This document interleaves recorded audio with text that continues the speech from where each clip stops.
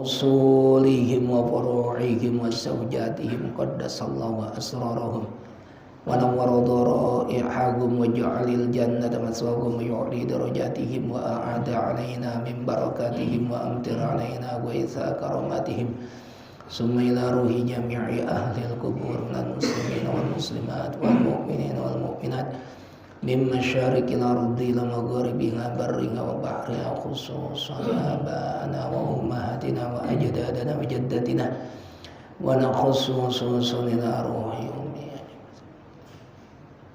summa ila arwahi jami'i keluarga besar majelis ta'lim shalah al-falah wa naqumu ghafarallahu dzunubahum wa nawwara daraihahum wa ja'alil jannata maswahum wa yu'li darajatihim syai'un lillah wa lahumul fatihah.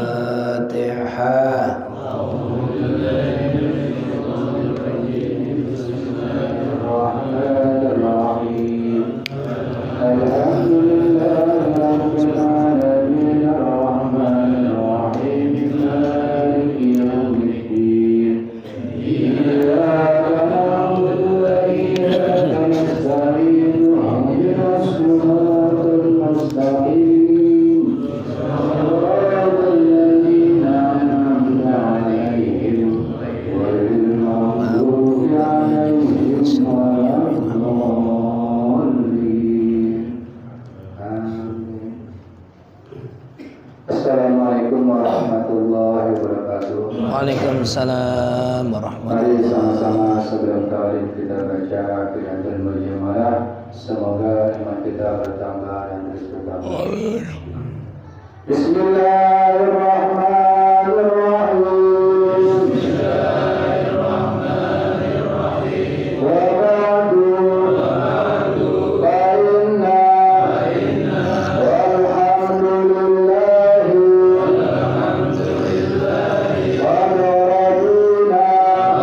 Amin.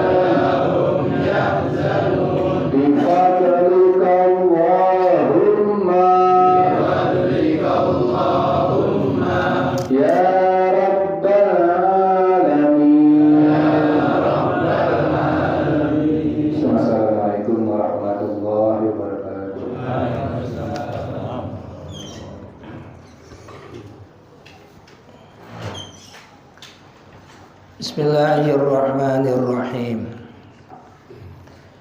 Kita lanjutkan kajian kitab Fathul Qarib bab kurban. Udah mau habis nih. Kemarin kita bahas tentang sunnah-sunnah kurban ya. Baca bismillah, sunnah menyembelih. Sholawat, terus baca takbir, menghadap ke kiblat, terus doa agar diterima. Sekarang lanjutannya. Bismillahirrahmanirrahim. Qala al-musannifu rahimahullahu ta'ala wa nafa'ana bihi wa bi'ulumihi fid dharaini amin ya rabbal alamin. Wa la ya'kulu al-mudhi syai'an minal udhiyatil manzurati bal yajibu alaihi at-tasadduqu bi jami'i lahmiha falau akharaha fatalifat lazimahu domanuhu. Wala yakulu, dan tidak boleh memakan al-mudhi, orang yang berkorban, tidak boleh makan syai'an, sesuatu minal udhiyati, dari bentuk korban al-manzurati, yang dinazari. Orang yang korban itu tidak boleh memakan daging korbannya yang korbannya itu dinazarin. Nazar itu artinya janji. Saya buat contoh. Nazar itu ada dua. Ada nazar tabarrur, ada nazar ta'alluq. Nazar tabarrur itu nggak ada sebab. Nggak ada sebab, langsung aja ngucap. Saya buat contoh, ini contoh. Saya nazar tar malam sholat tahajud. Itu contoh. Kan nggak ada apa-apa, nggak ada sebab apa-apa. Maka wajib nanti malam bukan sholat tahajud hukumnya sunnah, tetapi wajib karena dinazari. Itu namanya tabarrur. Yang kedua, nazar itu ta'alluq, digantungkan. Kalau ada kata-kata kalau, Bang Amin misalnya, kalau anak saya diangkat jadi karyawan, misalnya, saya nazar akan nyantunin anak yatim 100 orang. Nah, terus anaknya diangkat jadi karyawan, maka wajib menunaikan nazarnya, yaitu nyantunin 100 anak yatim. Berapa nominalnya? Karena nggak disebut, ya seikhlas beliau. Tapi kalau disebut satu anak yatim 100.000, ya wajib 100.000. Nah, jadi nazar ada dua. Ada yang tanpa sebab, namanya tabarrur. Saya buat contoh lagi. Mau ada apa kek, kagak ada apa kek, dia nazar. Saya nazar, contoh. Saya nazar besok akan nyantunin anak yatim 10 orang. Nah, kan nggak ada apa-apa. Maka besok dia wajib. Itu namanya tabarrur. Kalau ta'alluq digantungkan dengan sesuatu. Kalau, nah ada kata-kata kalau.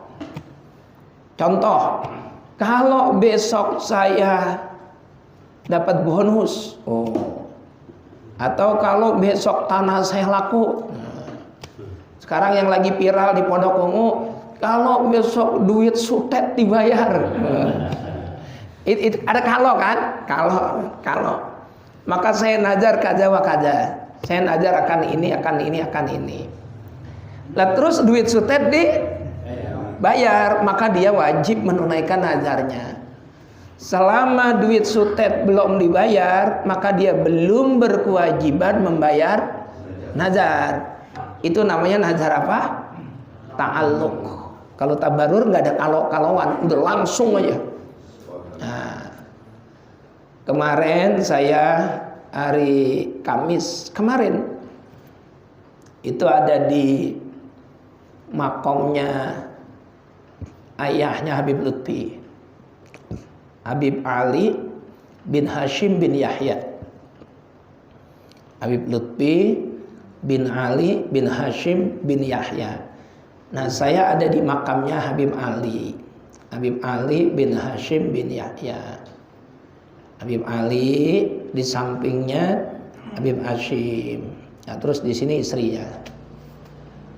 Itu dipimpin ziarahnya Habib Husain bin Syaikhan bin Yahya. Kenalan ketemu di makam Sapuro, Pekalongan. Kan udah sering ikut saya ya, di Pekalongan ada makam itu, makam Habib Ahmad ibn Abdullah al-Attas, atau yang populer disebut dengan makam Sapuro, yang depannya banyak tukang batik itu. Ya, ingat Bang Jamil apa Bang Jamal yang beliin saya batik ya? Bang Jamil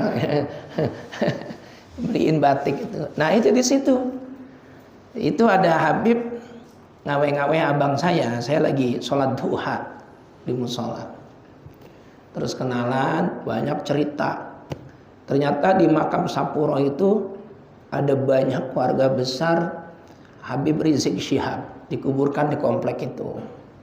Terus keluarga besar Profesor Dr. Al-Habib Quraish Syihab di situ juga. Yang cerita beliau Habib Husain ibn Syaikhan ibn Yahya. Nah terus beliau yang cerita di sana ada abahnya Habib Lutfi. Saya baru tahu. Nah, terus dianterin sama beliau ke sana. Cakep makamnya, cakep. Terus dipimpin sama beliau. Alim Habibnya, pinter. Bacaannya fasih, tahlilnya enak, doanya juga mantep. Saya diminta, saya nggak mau, udah Habib aja semua. Dari tawasul, dari tahlil sampai doa Habib aja semuanya. Terus beliau bilang begini, kalau kita ini hajatnya pengen dikabul, kata beliau ini, itu datang ke makam waliullah nazar. Nah, nazar, pesan beliau. Misal ini makam Habib Husain ibn Abu Bakar al-Idrus, mana itu? Nah, Habib Husain bin Abu Bakar al-Idrus, Luar Batang. Kalau Bogor Rempang, Al-Habib Abdullah ibn Muhsin al-Attas. Kalau Mbak Priok, Habib Hasan Al-Haddad, betul. Nah, misalnya kita datang ke Luar Batang, Habib Husain bin Idrus, Habib Husain bin Abu Bakar al-Idrus, nazar. Ini contoh ini. Ya Allah, contoh barokah Habib Luar Batang. Kalau misalnya punya anak gadis ini, usianya udah 27, 28 belum dapat jodoh. Kalau anak saya dapat jodoh, maka saya nazar. Nazarnya dalam hati apa? Sebutin. Atau sebutin, jangan sampai orang lain dengar, sebutin. Cuman sebaiknya dimusyawarahkan dulu sama keluarganya. Nah kalau nazarnya keluarganya kagak setuju, saya nazar misalnya rumah saya kasih si Sanu, marah bininya. Nazarnya yang bisa semuanya menerima. Cuma memang harus ada keberanian dinazari. Saya nazar kaza wa kaza, saya nazar ya Allah. Terus diijabah sama Allah, maka dia wajib menunaikan nazarnya. Kemarin banyak itu. Kalau saya enggak, ya ikutan yang lain aja pada nazar gitu. Kenapa enggak? Ya karena saya alhamdulillah ini tahadusi binikmah. Selama ini apa yang saya inginkan itu di luar ekspektasi, man. Dikasih sama Allah lebih dari apa yang saya inginkan. Apa yang saya inginkan bahkan diberikan sama Allah lebih dari apa yang saya inginkan. Saya itu punya bapak tukang es serut atau kuli bangunan. Kalau lagi kagak punya modal jadi kuli. Bapak saya bukan kiai, kakek saya bukan kiai, emak saya bukan ustazah, emak saya cuma penjual gorengan. Terus saya jadi kiai. Andaikan jikalau saya kagak ngajar kayak gini, nggak baca kitab, kagak ngajar, nggak punya majelis taklim, kagak bisa ceramah, asal ada orang mati suruh mimpin tahlil sama doa, itu gemasnya udah girang banget. Lah bukan anak kiai. Saya kan bukan anak kiai. Bukan anak kiai, bukan anak ustazah. Untuk tahlil dan doa kita mohon pada Ustadz Budi Santoso. Itu masnya udah girang banget. Peribahasa orang Betawi. Lah anak buah, emaknya tukang bakwan lagi mimpin tahlil, no. Lagi mimpin doa, udah seneng banget. Artinya cuman segitu doang aja udah hebat banget. Tapi Allah berikan jauh di atas itu. Saya taklim banyak sekali tempat, lebih dari 30 lah. Bang Haji saya tukang ikutin. Ceramah setiap malam Ahad ada. Selalu ceramah, panggilan. Apalagi malam Ahad kemarin sampai jam 2 baru sampai rumah. Terus subuhnya udah ngajar lagi di Ar-Raudhah. Jam 9 udah ngajar lagi Darut Taubah. Terus malamnya kita di Al-Musinin, malam Senin ya. Terus sekarang udah di sini lagi. Terus aja keliling tiap malam. Itu namanya diberikan sama Allah itu lebih daripada ekspektasi, keinginan. Pengen punya mobil, ya Allah, yang penting kagak kehujanan, kagak kepanasan. Butut-butut nggak ngapa-ngapa, dikasihnya Innova Venturer. Jadi di atas ekspektasi. Nah, alhamdulillah tidak pernah dinazari tapi dikabulkan Allah. Kalau yang sulit-sulit itu enggak apa-apa, nazarin aja. Nazarin, boleh, nggak apa-apa. Ya saya cerita begini bukan kok sombong. Dalam Al-Quran itu wa amma bi ni'mati rabbika fahaddits. Kalau kamu dapat nikmat ya ceritakan, boleh. Yang penting tujuannya bukan untuk kesombongan, tapi untuk tahaddusi bin nikmah, bukan untuk kesombongan. Saya itu Pak kagak dihormati juga nggak ngapa-ngapa, emang bukan siapa-siapa. Oh dia mah taruh di pojokan sana, nggak ngapa-ngapa. Memang saya siapa sih? Anak kiai bukan, engkong saya juga bukan kiai, bukan siapa-siapa. Tapi kan bapak-bapak pada cium tangan, emang saya nyuruh kan kagak, kan kagak. Itu namanya Allah udah kasih, udah masya Allah, Allah kasih udah subhanallah. Jadi kemarin Rebo saya ke Jawa, Kudus. Saya kangen sama kiai saya, udah kangen datang aja, kangen. Saya ngomong sama siapa yang mau ikut, si A, si B, si C, si ada 6 orang sama saya berangkat pakai mobil saya nyetir berdua sama Pak Haji Dwi. Bang Haji sih nggak ngikut karena sakit dia, sakit. Malam Rebo jam 11:30 berangkat sampai sono pagi. Terus malam Kamis tidurnya di hotel turis. Hotel turis adanya di Demak, alias turu berbaris. Turisnya turu berbaris, tidurnya baris. Di mana? Di Masjid Demak. Di emperan masjid tidur. Wah itu udah enak banget, nggak usah gengsi. Jam 11 malam masih makan ronde di alun-alun Demak. Terus habis minum ronde tidur di Masjid Agung Demak. Bangun jam 3. Jam 4 kurang udah subuh. Wah, udah nikmat. Sarapan 6 orang. Ada nasi pecel, ada nasi lodeh, teh manis, gorengan 13. Terus sama kerupuk. Saya tanya, "Pinten, Bu?" 74.000. Lah saya melongo. Salah ngitung kali. Masa 6 orang 74.000 murah amat. Bu, salah ngitung kali. Lebotan, Pak. Sekintul pinten? Sekolah pinten sekolah setunggal. Gang Salewo. Sego berapa? Nasi berapa satu? 5.000. Ya pantesan nasi 5.000. Di Bekasi mana ada nasi 5.000? Nasi uduk aja udah kagak dapet. Ya, Masya Allah. Nah, terus saya ziarah itu, saya sapuro. Jadi kalau Bapak besok ziarah, boleh dinazarin. Ya Allah, barokah Habib, siapa nih yang kita datengin?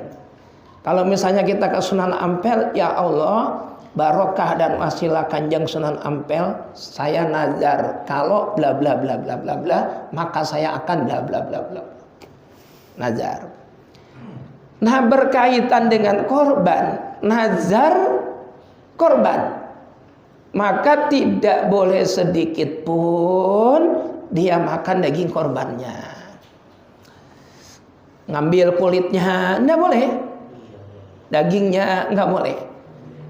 Nazar itu direken nazar, termasuk ucapan orang yang ditanya. Itu kambing buat apa? Buat korban, itu jadi nazar. Hati-hati. Hati-hati. Itu banyak ulama yang menilai itu bagian dari nazar. Maka kambing yang dituntun itu wajib dijadikan korban, nggak boleh lainnya. Bang Amin nuntun kambing. Ditanya sama Bang Jamil, kambing bakal apa itu? Bakal korban, maka wajib itu jadi korban. Nggak boleh buat yang lainnya. Nah karena itu wajib jadi korban, maka itu termasuk kategori nazar. Bang Amin nggak boleh makan kambingnya itu, sama sekali nggak boleh. Kalau Bang Amin pengen makan kambingnya, jawabannya harus diterusin. Tanya sama Bang Jamil, "Min, kambing buat apa itu?" Korban sunnah. Nah, maka baru Bang Amin boleh makan daging korbannya. Jadi ada tambahannya korban sunnah. untuk membedakan antara korban wajib dan korban sunnah. Pengen aman bagaimana? Ditanya sama orang, "Min, kambing bakal apa?" "Bakal apa kek?" Nanya be lu. Nah itu paling aman udah itu. Paling aman udah paling aman udah. Kambing bakal apa? Bakal apa kek? Terserah gua. Nanya be lu, kepo gitu. Itu aman udah. Aman udah. Titik. Korban itu dibagi 3/3. Dibagi 3/3. Sepertiga yang pertama buat yang korban. Boleh itu maksimal, hitungan maksimal. Sepertiga yang kedua untuk orang-orang kaya, hadiah. Dan sepertiga yang ketiga untuk fakir miskin. Ini hitungan boleh, bukan hitungan utama, bukan hitungan afdol. Kalau hitungan afdol yang korban ngambil dikit aja. Saya minta hatinya dah bakal saya. Kenapa hatinya? Karena Rasulullah makan daging korbannya hatinya. Jadi kita hati kan kagak gede kan, kecil. Saya minta hatinya dikit dah, tabarukan ngarah berkahnya.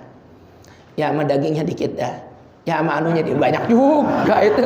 Lah ini dikit, ini dikit, ini dikit. Banyak. Ya hatinya dikit, dagingnya dikit dah. Biar nggak penasaran.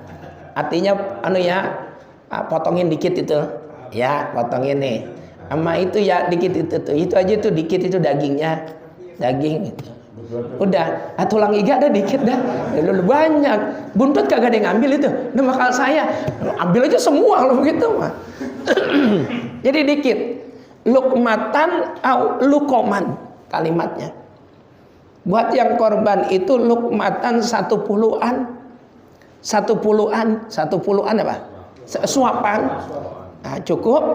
Au lukoman atau beberapa suapan. Cukup dari korbannya dia. Boleh. Selebihnya kasih fakir miskin yang lebih membutuhkan. Nah, itu yang cakep. Cuma kalau bicara boleh, sepertiga buat yang korban. Itu udah hitungan maksimal udah. Kemudian sepertiga buat orang-orang kaya. Sepertiga buat fakir miskin. Ini hitungan boleh. Kalau hitungan utama ya tadi yang korban dikit, orang kaya ya bagi dikit. Dia kan udah sering makan daging. Orang kaya boleh makan daging korban? Boleh. Nabi aja boleh. Boleh. Yang tidak boleh itu zakat fitrah. Nggak boleh. Kalau korban boleh. Siapa paling kaya di sini? Bagi sebagai hadiah. Cuma bedanya begini. Daging korban diberikan untuk orang kaya. Itu namanya lidiyafah. Namanya lidiyafah. Apa lidiyafah? Hidangan, jamuan. Maka wajib dimakan. Tidak boleh dijual. Orang kaya. Kalau orang miskin dapat daging korban, itu namanya litamlik. Litamlik artinya kepemilikan, bukan sekedar jamuan. Dia jual boleh. Dapat daging 10 kilo. Dari Al-Falah dapat, dari Ar-Ridwan dapat, dari tempat lain dapat. 10 kilo. Cuman kagak punya beras. Mau dimasak kagak punya gas. Kagak punya kecap. Pengen nyate kagak punya. Tusukan kagak punya areng. Bagaimana? Jual dah yang 5 kilo. Jual 5 kilo, 1 kilonya misalnya cepek. Kan udah dapat 500.000. Beli gas, beli beras, beli tusukan, beli areng, beli kecap, cabai bawang. Cukup. Nyate dia masih 5 kilo. Boleh. Nah, kalau orang kaya kagak mungkin. Kagak punya beras. Ya kalau kagak punya beras namanya bukan orang kaya. Nah, kaya banget menurut dia. Makanya apa? Beras sudah 3 hari kagak punya. Kaya dari mana? Kaya beras, kaya banget beras 3 hari kagak punya. Nah, silakan bagi orang kaya, cuma tidak boleh dijual, dimakan. Dikit data barokan, ngarepin berkah. Saya sering sampaikan, saya itu tidak menerima zakat fitrah. Saya nggak mau dikasih zakat, nggak mau. Ya dikasih ya, jangan buat saya gitu. Karena Sekali lagi maaf, ribu maaf, atas nama apa gitu. Saya tuh dapat zakat tuh atas nama apa? Dibilang fakir miskin, saya punya mobil, punya macam-macam lah istilahnya. Terus kemudian dibilang sabilillah, wong setiap ngajar di amplopin, setiap ceramah di amplopin. Saya ngaku Bang Haji Iwan sama Pak Haji Zen, saya tuh ikhlas Bang Haji ngajar pondok ungu. Coba kagak diamplopin 5 bulan, nah saya berhenti. Bener apa kagak? Ya kan, bener nggak? Lihat terus sabilillahnya di mana? Kan gitu. Biar saya ngaku ikhlas banget, saya ikhlas Pak Haji ikhlas. Coba deh jangan diamplopin 5 bulan. Saya ngomong Bang Haji, mau udah capek, paling begitu. Capek, gantiin udah gitu. Tuh, bener nggak? Nah, terus nilai sabilillahnya di mana? Ada nggak ustadz yang ceramah minta tarif? Banyak, terus ngaku-ngaku sabilillah. Hah? Sabilillah dari mana? Definisi sabilillah itu orang yang berjuang di jalan Allah. Al jihadu li'i'la'i kalimatillah allati hiyal ulya. Fi ma'rikatil musyrikin li'i'la'i kalimatillah allati hiyal ulya. Dan tidak sedikit pun dia mendapat bayaran. Itu namanya sabilillah. Sabilillah. Ustadz banyak yang lebih kaya daripada yang bukan ustadz. Banyak banget. Apalagi kalau udah ustadz TV, ceramah 30 menit ratusan juta dapatnya. Itu Gus Miftah itu cerita dalam satu ceramahnya, yang saya ngeliat sendiri. Ceramahnya 5 menit dipesan sama Pas Pamres. Gus, tolong jangan lebih dari 5 menit. Oh siap. Begitu ceramah selesai 5 menit 150 juta dibayar. Presiden. Ada kerja Bapak 5 menit 150 juta. Ya Allah, pantat sampai tepos nggak ada yang bayar segitu. Itu ustadznya udah kelas high class sudah.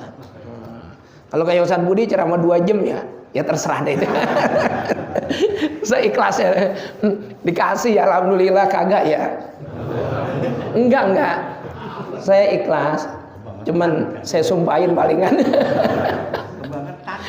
Kan begitu kan? Artinya apa? Ada sesuatu yang diharapkan walaupun nggak minta, ada yang diharapkan, dan itu manusiawi. Manusiawi. Saya berani sumpah nih di musola. Saya pernah ceramah itu diamplopin 5.000 bang. Saya berani sumpah.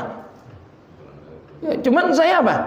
Ya kagak ribut, dan saya nggak pernah cerita sama siapapun, satu pun nggak. Yang tahu cuma istri saya doang. Saya nggak sebut orangnya dan nggak akan pernah saya ceritain.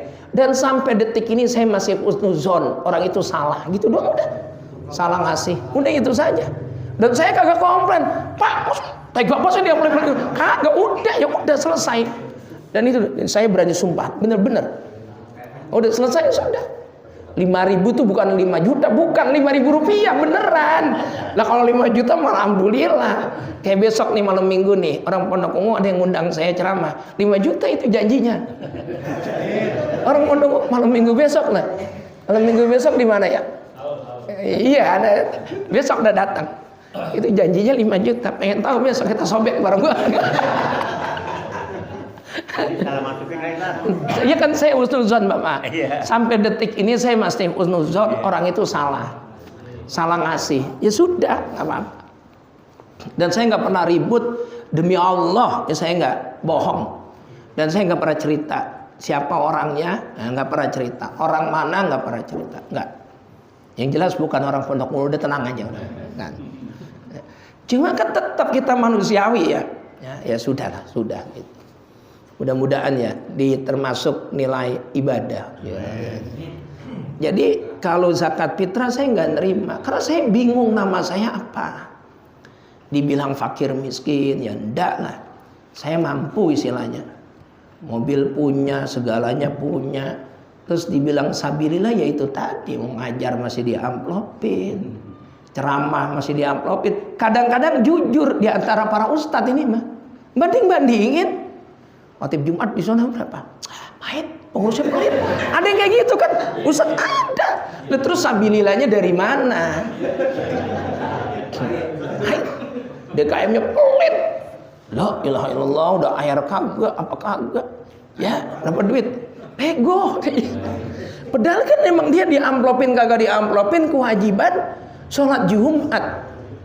Diamplopin kagak diamplopin tetap kewajiban sholat Jumat. Tapi dapat amplop kecil tetap bilangnya baik DKM-nya. Udah gitu doa apa? Doa biar DKM-nya diganti buru-buru. Tuh, pelit begitu kan? DKM-nya pelit, kita doain biar segera diganti. Gitu. Itu kalangan ustaz itu. Tapi insya Allah saya nggak begitu. Enggak. Saya nggak ada yang saya bedain. Nggak ada. Bapak-bapak kan nggak tahu di masjid ini berapa, nggak ada. Nggak pernah cerita. Ya sudahlah. Insya Allah ikhlas. Insya Allah. Titik. Tapi kalau korban, saya makan. Bahkan saya ngomong Bang Haji bagi saya ya, ntar dianterin Ustaz. Jangan lupa 2 buat ajudan 1 gitu. Gitu. Iya lah itu boleh kalau korban. Boleh. Wala yabi'u ay yahrumu 'alal mudha'i bai'u syai'in minal udhiyati ay min lahmiha aw sya'riha aw jildiha. Wala yabi'u ay yahrumu 'alal mudha'i, haram hukumnya bagi orang yang korban bai'u syai'in minal udhiyati, menjual sedikit pun dari hewan korbannya, bagian korban. Ay artinya min lahmiha, haram menjual dagingnya. Au sya'riha, atau bulunya. Au jildiha, atau kulitnya. Tidak boleh. Bagaimana dengan panitia? Sama, tidak boleh. Panitia itu statusnya wakil. Wakil dari orang yang korban. Tidak boleh dijual. Nggak boleh. Harus diberikan kepada fakir miskin, dikasih. Nanti akadnya gampang, akadnya. Ini kulit buat si Fulan ya, udah kasih. Fulan, ini kulit buat kamu. Gimana? Mau dimakan apa mau dijual? Saya jual aja. Mau dijual sendiri apa saya bantu jualin? Ya tolong dah bantu jualin. Dah dapat 300.000. Ini duitnya nih, laku 300.000, duitmu. Infakin buat musola ya dikit ya gitu, minta sama dia infak dari duitnya. Ya udah saya infakin separoh buat saya separoh, boleh. Tapi kalau langsung panitia korban ngumpulin kulit, udah jual buat musola, nggak boleh, haram hukumnya. Dan jual belinya tidak sah. Bagaimana kalau dijadiin upah buat yang motong? Wala yajuzu ay wa yahrumu aidan ja'luhu ujratan lil hazzari walau kanatil udhiyatu tatawuan. Wa ya'rumu aidon, begitupun juga haram. Apa sing haram? Ja'luhu, menjadikan korban, menjadikan daging korban dan seterusnya, ujrotan sebagai upah, lil hazari, bagi tukang sembelih. Walau kanatil udhiyatu, walaupun korban tersebut tatawuan, adalah korban sunnah, nggak boleh. Yang motong siapa? Pak Haji Imam. Udah Pak Haji Imam upain itu palanya, nggak boleh. Kalau memang kita mau kasih saja jatah beliau, cuman jangan merupakan upah. Jangan statusnya sebagai upah. Kasih aja. Kasih, ini jatah Pak Haji Imam udah kepala kasih. Cuman statusnya bukan upah, jangan dijadikan upah. Titik. Wa yut'imu hatsman minal udhiyatil mutatawwa'i biha al fuqara wal masakin. Dan hewan korban itu wajib hukumnya diberikan kepada fakir miskin sebagai makanan buat mereka. Wal afdalu at-tasadduqu bi jami'iha. Nah, ini udah saya terangin. Yang paling utama tadi adalah at-tasadduqu bijami'a, kita sedekain semuanya buat fakir miskin, illa luqmatan, kecuali cuma satu suapan, au luqoman, atau beberapa suapan, yatabarraku al-mudha'i, yang mana orang yang korban itu mengharapkan keberkahan dari korbannya.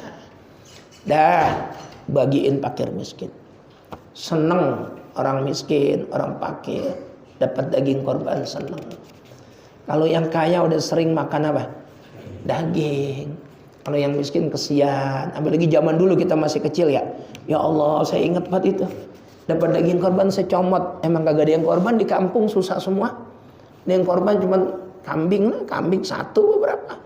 Dibagi orang banyak kayak gitu. Saya anak yatim tuh gak boleh antri. Dapat secomot begini. Saya sama abang saya tuh udah bikinan pakai bambu, Bang Amin. Tusukan sate. Udah bikin. Begitu jadi dagingnya diambil mama saya. Ma oseng aja tong. Ma oseng aja katanya, ma oseng katanya. Oseng ya. Jadi ma oseng aja katanya. Udah jangan jadiin sate. Ya cuma tusukannya doang. Tuh masih kecil. Ya sekarang bersyukur kita bukan cuma dapat daging korban, tapi kita ikut berkorban. Dan itu setiap tahun alhamdulillah. Bukan cuma dapat daging korban, tapi ikutan berkorban. Alhamdulillah sekarang udah makan sate nggak harus nungguin bulan Lebaran. Enggak. Sekarang tiap hari makan sate kalau kagak takut darah tinggi ya. Benar. Titik, selesai bab korban, selesai. Kita lanjutkan. Faslun, ada faslun. Fi akamil akikoti, menerangkan tentang hukum-hukum akikah. Habis korban bahas akikah.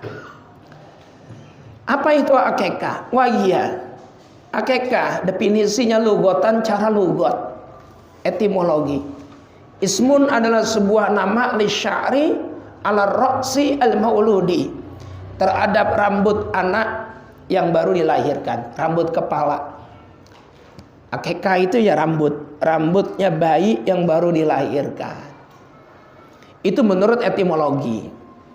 Tapi menurut syariat agama wa syar'an, wal aqiqatu 'alal mauludi musta'abbatun, wa fassara al-musannifu al-aqiqata biqaulihi wa hiya az-zabihatu 'anil mauludi yauma sabi'ihi, ay yauma sabi'i wiladatihi.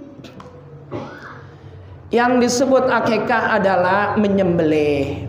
Az-zabihatu sembelihan atau menyembelih hewan korban, baik itu sapi ataupun kambing. Menyembelih hewan korban baik sapi ataupun kambing alal mauludi, untuk anak bayi yang baru dilahirkan, yauma sabi'ihi, pada hari ke-7 dari kelahirannya. Kalau mampu, kalau tidak mampu ya ditunda. Besok kali 14 hari belum mampu, ntar kali 40 hari belum mampu, ntar kali 3 bulan belum mampu, ntar kali 1 tahun belum mampu, tunggu sampai dia sebelum balik. Misalnya 10 tahun, 11 tahun belum balik, masih diakikah. Tapi kalau anak udah 15 tahun sudah balik, maka putus sudah. Orang tua sudah tidak dituntut lagi untuk akikah buat anak. Sudah tidak dituntut lagi buat akikah. Jadi begini, akikah itu tanggung jawab orang tua. Akikah tanggung jawab orang tua. Seumpama ada orang tua punya kemampuan untuk akikah anak, terus tidak diakikahin sampai anaknya meninggal dunia, anak ini kan pasti masuk surga. Anak ini pasti masuk surga karena nggak ada dosanya, tapi belum diakikahin. Maka anak ini tidak bisa menjemput orang tuanya di akhirat nanti. Nah itu yang disebut dengan tergadai. Paham ya? Saya ulang. Punya anak, mampu dia beli kambing, mampu, tapi nggak beli, udah nanti aja. Akhirnya anaknya meninggal dunia. Itu kan anak pasti masuk surga. karena nggak ada dosanya. Cuman karena belum diakekain, anak ini ibarat barang gadaian, barang yang tergadai. Besok di akhirat anak ini tidak bisa menjemput orang tuanya, nggak bisa, karena statusnya belum sah jadi anaknya, karena belum diakekain. Anak ini masih tergadai. Itu yang disebut dengan gadai. Al-gulamu murtahannun bi'aqiqatihi. Anak yang baru dilahirkan itu ibarat gadaian. Nah, kalau sudah diakekain ya sudah. Kalau belum diakekain berarti masih tergadai. Bagaimana kalau anak itu hidup sampai dewasa belum diakekain orang tuanya? Ya sudah, orang tua sudah tidak berkeharusan lagi akekah, karena anaknya sudah dewasa. Sekarang punya duit, saya mau akekah diri saya sendiri, boleh, nggak apa-apa. Cuman udah nggak dituntut lagi, udah tidak ada keharusan, dan tidak perlu juga keliling kampung minta dicukur rambutnya, nggak perlu. Pak, kenapa? Cukur rambut saya. Emang apa? Saya lagi akekah. Jeguk aja kepalanya. Tak ada baik. Udah, misalnya nih besok kita mau maulid Nabi. Saya emang belum akekah. Dulu bapak susah, bapak miskin. Saya pengen akekah. Terus dia beli apa? Beli kambing, serahin Bang Haji Ajis. Haji Ajis, ini saya niatin buat akekah diri saya. Silakan enggak? Silakan. Cuma sudah tidak ada keharusan, karena memang usianya sudah kedaluarsa, expired. Nah, begini juga ini penting. Akekah untuk anak laki-laki 2 kambing, untuk anak perempuan 1 kambing. Itu kalau kita bicara afdoliyah.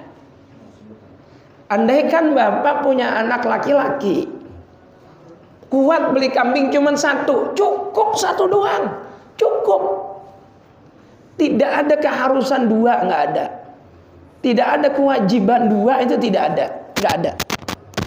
Kalau mampunya 1, udah 1 aja, nggak harus 2, nggak. Kalau dia 2, afdol, lebih utama. Tapi kalau 1, cukup, nggak apa-apa 1 sampai cukup. Kalau perempuan memang 1, laki-laki 1 cukup. Dalam Islam tidak ada paksaan. La yukallifullahu nafsan illa wus'aha. Jangan begini. Akekah, ya pengen sih, cuman duitnya cukup cuman kambing 1 doang, udah nggak usah. Jangan. Udah 1 aja. Kalau punya 2 lebih utama, 1 udah cukup. Apakah yang 1 dihitung utang? Enggak. Udah 1 udah cukup. Udah dapat kita kesunaan untuk akekah. Wal aqiqatu, akekah itu mustahabbatun, hukumnya sunnah. Sunnah hukumnya, kecuali lagi-lagi kalau di nazari. Kalau di nazari ya wajib. Titik. Kapan? Wa hiya az-zabi'atu 'anil mauludi yauma sabihi, pada hari ke-7 kelahiran si bayi. Wa yusabu yaumal wiladati minas sab'i. Lau mata al-mauludu qabla sabi'i wala tafutu bitakhiri ba'dahu. Fa in ta'akharat lil bulughi saqata hukmuha fi aqil aqli anil mauludi. Nah, ini dia. Udah kita bahas tadi, tinggal baca doang. Wa amma huwa fa mukhayyirun fil aqi an nafsihi. Tuh. Kalau anak itu sudah balik, udah 15 tahun, maka udah putus. Orang tua sudah tidak berhak lagi mengakekahi. Udah cukup, udah putus sudah. Udah nggak ada keharusan akekahin karena anaknya sudah balik. Wa amma gua, adapun dia orangnya, anak itu udah balik kayak kita, udah balik semua. Fa mukhayyirun, maka boleh milih. Fil aqi fi nafsihi, mengakekahi diri sendiri. Boleh milih. Ustadz, ya bang, saya dulu masih kecil belum akekah, bapak saya susah. Ya terus gimana? Saya mau akekah, ini kambingnya saya kasih Ustadz aja. Potong, dimasak, ntar bagiin orang pada maulid. Nah gitu misalnya. Ya boleh, nggak apa-apa. Atau ya udah, emang kelanjuran udah tua, udah nggak usah akekah sekalian, sampai mati kagak akekah, nggak apa-apa, nggak apa-apa. Ada yang nanya begini, orang belum akekah, emang boleh korban? Ya boleh, siapa yang larang? Nggak ada urusan antara korban sama akekah, boleh. Itu kasusnya kalau anak kecil. Kita punya anak nih, punya anak kecil, umur 3 tahun, belum akekah. Terus bulan Zulhijjah, lebaran haji, punya duit. Wah, punya duit ini 10 juta. Beli kambing cukup ini. Buat korban anak saya apa buat akekah anak saya ya? Yang bagus akekah. Karena anak itu belum berkeharusan korban. Akekahin. Akekah aja dah. Emang boleh akekah di bulan haji? Lah boleh. Akekah di bulan apa juga boleh. Tapi kalau bapaknya, saya belum akekah ini. Dari kecil belum akekah. Sekarang bulan haji punya duit 10 juta. Beli kambing bakal akekah saya bakal korban ya? Bakal korban. Jangan bakal akekah. Karena buat orang tua kayak kita udah kena khitab. Udah kena perintah untuk berkorban. Dan sudah tidak kena khitab untuk akekah. Paham ya? Salah besar. Kalau ada yang bilang belum akekah kagak boleh korban. Salah besar. Boleh apa-apa, boleh. Jadi jangan campur aduk antara akekah dengan korban. Jangan campur aduk. Itu ibadah yang bersifat istiqlaliyah atau mustaqillah, ibadah yang tersendiri. Korban ya korban, akekah ya akekah. Bagaimana kalau diniatin dua-duanya? Bang Ajis misalnya, Bang Haji Ajis, saya belum akekah, ini masih kecil. Saya mau korban, saya niatin dua-duanya ya, akekah sama korban ya. Menurut Imam Ibnu Hajar Al-Haytami, dua-duanya tidak sah. Dua-duanya tidak sah. Korbannya tidak sah, akekahnya juga kagak sah. Ya udah korban aja. Ya terus saya belum akekah bagaimana? Nanti kalau ada rezeki lagi Bang Haji, akekah buat diri Bang Haji. Ya sekarang karena memang momentumnya korban, ya korban. Paham ya? Jelas ya? Oke, titik. Ada yang mau ditanyakan? Udah azan, ini Indonesia ya? Piala Dunia usia 17, Indonesia lawan mana? Panama ya? 2-1. Kayak dukun. 2-1 tuh kuku saya kelihatan tuh. 2-1. Ya. Ya boleh Bang Yusuf. Jangan hanya menang mana. Kalau korban, kalau yang meninggal boleh nggak dinyatakan? Boleh. Menurut Imam Ar-Rafi'i, korban buat orang yang sudah meninggal boleh. Boleh.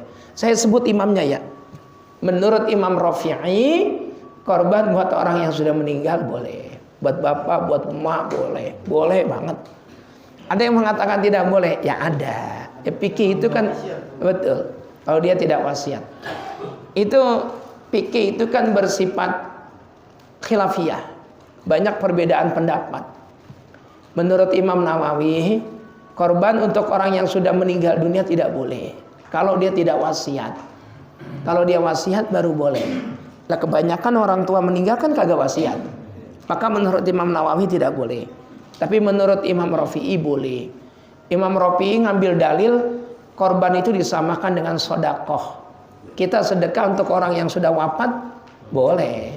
Di masjid diumumin amal jariah dari Bapak Fulan, pahalanya untuk Bapak Fulan. Kan gitu ya?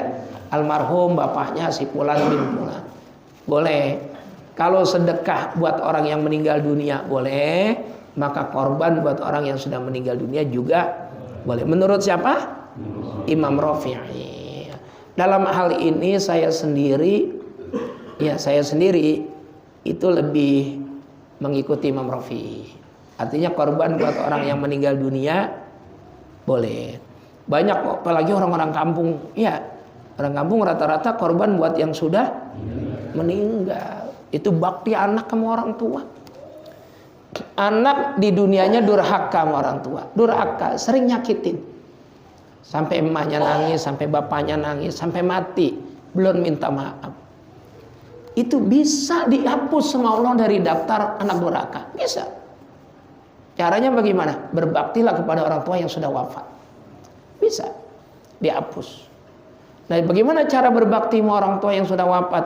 Jadi anak yang soleh, anak yang baik, mendoakan orang tua setiap habis sholat, ziarah ke kuburnya, beramal untuk orang tua pahalanya, terus kemudian korban diniatkan buat orang tua.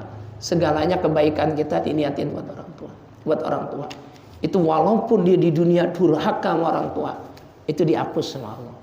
Dia akan dicatat sebagai anak yang berbakti kepada orang tua karena baktinya kepada orang tua yang sudah meninggal. Apa usah dalilnya? Hadis Nabi riwayat Imam Hakim. Man zara qabra abawayhi aw ahadahuma fi kulli jumu'atin ghufira lahu wa kutiba barat. Seorang anak yang berziarah ke kubur orang tuanya setiap Jumat